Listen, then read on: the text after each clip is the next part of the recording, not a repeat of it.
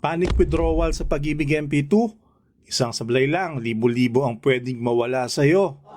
Maraming Pinoy ang nagmamadaling mag-withdraw sa kanilang MP2 savings dahil sa takot o dahil sa mga balita tungkol sa ekonomiya. Pero sa prosesong ito, maraming taon ng ipon at potential dividends ang nasasayang.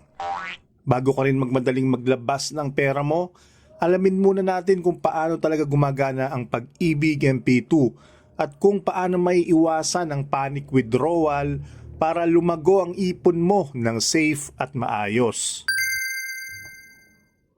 Ang mga impormasyon na ibinabahagi sa video na ito ay para lamang sa edukasyon at dagdag kaalaman. Hindi ito itinuturing na personal na financial advice.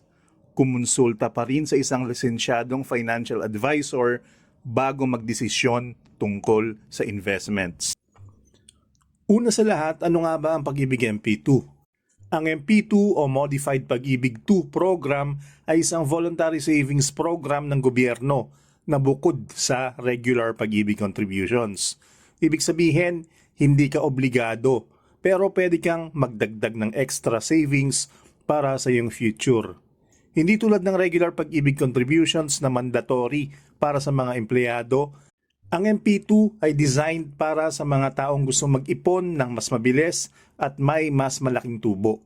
Kahit maliit lang ang monthly contribution, halimbawa 500 o 1,000 pesos, over time ang pera mo ay maaaring lumaki dahil sa compounding effect. Ano ang mga benefits nito? Una, tax-free dividends. Ibig sabihin, kahit tumubo ang pera mo, hindi ka bibigyan ng dagdag na buwis. Lahat ng kita ay sayo. Pangalawa, government back ang iyong principal. Sa madaling salita, kahit anong mangyari sa market, hindi mawawala ang pera mo. Iba ito sa stocks o mutual funds kung saan may risk ng principal loss. Bukod dito, ang MP2 ay flexible. Pwede kang mag-contribute kahit buwan-buwan o bawat ilang buwan. Depende sa kakayanan mo. At pwede mo rin itong extend ng maraming taon. Hindi limitado sa fixed term lang.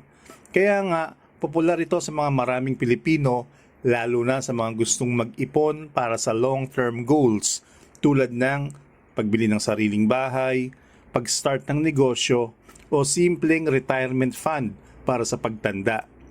Isa pang magandang punto, kahit maliit ang simula mo, sa loob ng ilang taon, ang iyong ipon ay lumalaki ng parang automatic. Maraming nakakaligtaan na sa MP2, hindi lang pera ang lumalaki kundi pati disiplina at habit ng pag-iipon ay nade-develop. By the way, kung gusto mo ring magsimula sa pag-aaral ng pera at investments, iniligay ko sa description yung mga top financial books na personally kong nire-recommend. Affiliate links yan. Ibig sabihin, kapag bumili ka gamit yung link, may maliit akong komisyon pero walang dagdag na bayad sa'yo. Sa ganitong paraan, natutulungan mo rin akong makagawa pa ng mga free videos tulad nito. Maraming salamat sa support. Paano nga ba kumikita ang Pag-ibig MP2? Sa bawat taon na nagko-contribute ka, hindi lang basta naiipon ang principal mo. Ang pera mo ay lumalaki rin dahil sa dividends. Ang bawat piso na inilalagay mo ay parang binibigyan ng maliit na helper na palagi nagtatrabaho para lumaki ang pera mo sa paglipas ng panahon. Halimbawa kung nagsisave ka ng 5,000 buwan-buwan, sa loob ng 5 taon, hindi lang ang principal ang lalago, kundi pati ang dividends na nakukuha mo kada taon ay magko-compound. Ibig sabihin, kikita ka rin sa kinikita ng kinikita mo. Parang snowball effect. Maliit sa simula, pero habang tumatagal, lumalaki exponentially. Historically, ang MP2 ay nagbibigay ng average 6 to 8% per year na return sa mga savers. At ang pinakamaganda, guaranteed at tax-free ang kita mo. Ibig sabihin wala kang babayaran ng buwis sa tubo ng ipon mo. At hindi ka rin malulugi sa principal mo. Ito ang dahilan kung bakit itinuturing ng marami bilang pinaka-safe na alternative sa investment para sa long-term growth. Pero may mga sikreto para lumaki talaga ang ipon mo. Huwag mag-panic withdrawal.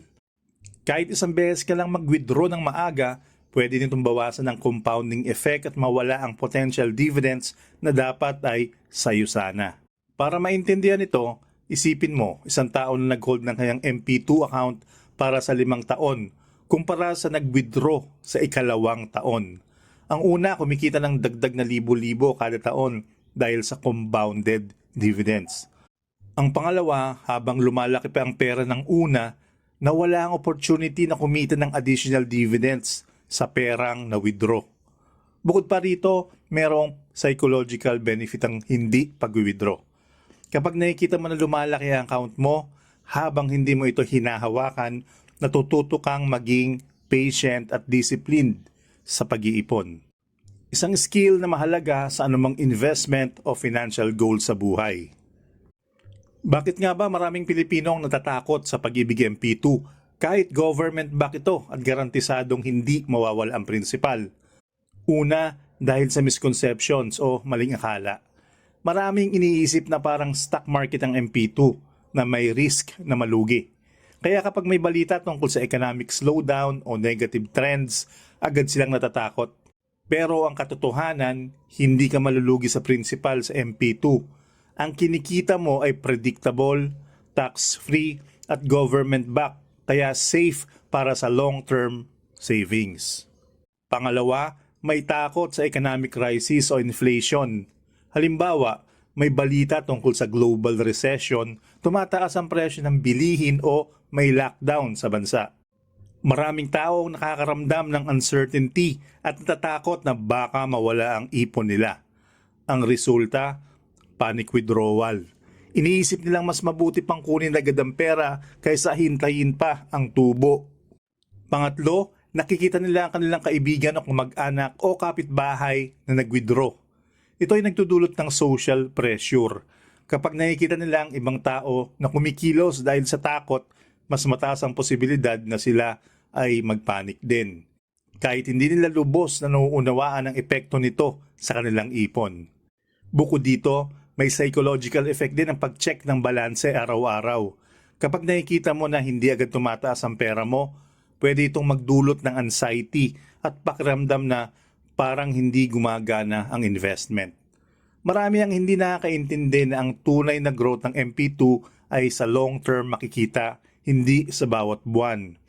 Sipin mo to, isang ordinaryong empleyado na nag-ipon ng 1,000 bawat buwan sa MP2. Kung araw-araw yung tinitingnan ng balanse, pwede siyang may stress at mag-panic withdrawal sa ikalawang taon. Pero kung nakatuon siya sa 5 o 10-year goal, mas makikita niya ang malaking growth sa kanyang savings at may iwasan ang emotional decision making. Ngayon, tingnan natin ang epekto ng panic withdrawal sa pag-ibig MP2. Marami nag-iisip na kapag may emergency, mas mabuti pang kunin na agad ang pera nila. Pero alam mo ba, isang simpleng galaw, pag-withdraw ng maaga ay pwedeng magpabawas ng libo-libo sa ipon mo sa loob ng ilang taon. Bakit nangyayari ito? May dalawang pangunahing dahilan.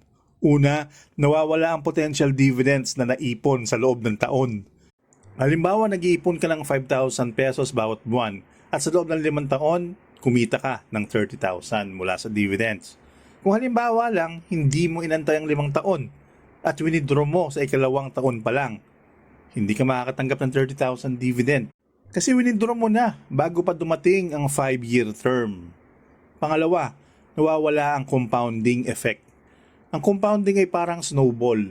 Habang tumatagal, ang pera mo ay kumikita sa kinikita ng kinikita mo.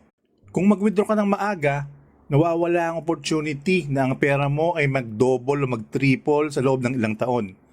Kahit maliit na withdrawal lang, pwede nitong papagalin ng growth ng ipon mo ng malaki sa long term. Isipin mo to sa real life scenario. Si Ana nag-save sa MP2 at hindi nag-withdraw sa loob ng 10 taon. Sa katapusan, may dagdag siyang 200,000 sa dividends bukod sa principal. Samantalang si Ben, sa ikalawang taon nag-panic withdrawal dahil sa takot sa balita tungkol sa ekonomiya. Bagamat bumalik siya sa pag-save, ilang libo sa potential growth ay nawala na at hindi na may babalik. Bukod sa financial loss, may emotional cost rin ang panic withdrawal. Nakakaramdam ka ng guilt at regret dahil sa nawalang opportunity. Isang bagay na maiiwasan kung may tamang long-term mindset. Kung nag-hold ka lang, ang pera mo ay patuloy na lumalago. Ang maliit na disiplina ngayon ay malaking reward sa future. Paano nga ba maiiwasan ang panic withdrawal sa pag-ibig MP2? Maraming Pilipino ang nagkakamali dahil sa fear o balita. Pero may mga practical strategies para maprotektahan at mapalaki ang ipon mo. Ito ang ilang mga tips. Tip number 1, mag-set ng target bago mag-invest. Bago ka magsimula, isipin kung gaano katagal mong gustong i-hold ang MP2 mo. Halimbawa, minimum 5 years. Kung alam mo sa simula na long-term ang goal mo, mas madali kang hindi maapektuhan ng short-term balita o fear. Parang may roadmap ka sa ipon mo. Alam mo kung kailan ka makakakuha ng dividends at growth. Tip number 2, treat MP2 bilang combination ng emergency fund plus long-term growth. Huwag isipin ng MP2 bilang pera na pwedeng kunin agad kapag may problema. Sa halip, isipin mo itong dual purpose. May part na nakalaan para sa emergency, pero karamihan ay para sa long-term growth. Sa ganitong mindset, hindi ka basta-basta magwi-withdraw sa unang takot o pangamba at mas malaki ang chance na lalaki ang ipon mo sa tamang paraan.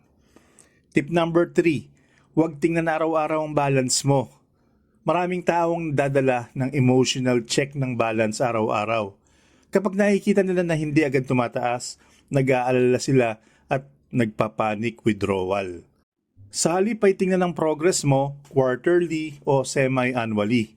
May kita mo sa long term, steady ang growth at mas malinaw ang epekto ng compounding. Tip number 4, diversify ang ipon mo. Huwag lahat ng savings mo ay nakalagay sa MP2 lang. Maglaan din sa iba pang forms of savings o investments. Halimbawa, emergency fund sa bangko, mutual funds o negosyo. Sa ganitong paraan, kahit may economic uncertainty, hindi lahat ng pera mo ay epektado at mas mababa ang temptation na mag-panic withdrawal.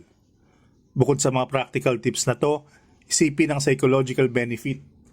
Kapag may plan ka at structured ang approach mo, mas mababawasan ang emotional decisions. Hindi lang pera ang pinoprotektahan mo, kundi pati ang peace of mind mo. Ang Pag-ibig MP2 ay hindi isang get-rich-quick scheme. Kung may iniisip kang mabilis ang tubo, baka ma-disappoint ka. Pero ang tunay na lakas ng MP2 ay nasa long-term, safe at steady growth ng iyong ipon. Kung susundin mo ang tamang strategy, huwag mag-panic withdrawal, mag-set ng target years, magkaroon ng diversified approach, makikita mo na ang iyong pera ay patuloy na lumalaki kahit hindi mo ito tinitignan araw-araw. Ang bawat piso na ilalagay mo ay kumikita sa kinikita ng nakaraang contributions mo. At paglipas ng panahon, ang maliit na disiplina ngayon ay nagiging malaking reward sa future. Huwag kang magmadaling mag-withdraw dahil sa fear o panic. Isipin mo, ilang taon ng ipon at effort ang maaaring masayang dahil sa isang maling desisyon. Sa halip planuhin at i-hold ang savings mo. Ang long-term planning lang ang tunay na susi para lumago ang pera mo sa MP2. Mahalagang tandaan, hindi lang pera ang lumalaki dito. Ang habit at disiplina sa pag-iipon ay parehong nag-develop. Sa bawat taon na hindi mo hinahawakan ang pera mo, natututo kang maging patient, strategic, at financially responsible. Skills na magagamit mo sa iba pang aspeto ng buhay mo. Sa huli, ang MP2 ay parang kaibigan mo sa long term. Kailangan mo lang magtiwala at hayaan itong lumago. Kapag pinaghihirapan mo ang disiplina ngayon, sa hinaharap ikaw ang makikinabang sa bunga ng iyong patience. Kung nakatulong ang video na to, para mas maintindihan mo ang Pag-ibig MP2 at paano maiiwasan ang panic withdrawal, like, share at subscribe para sa iba pang tips sa ipon at investments. Pwede rin yung i-check ang iba ko pang videos tungkol sa pag-ibig savings, financial planning, at smart investments sa Pilipinas.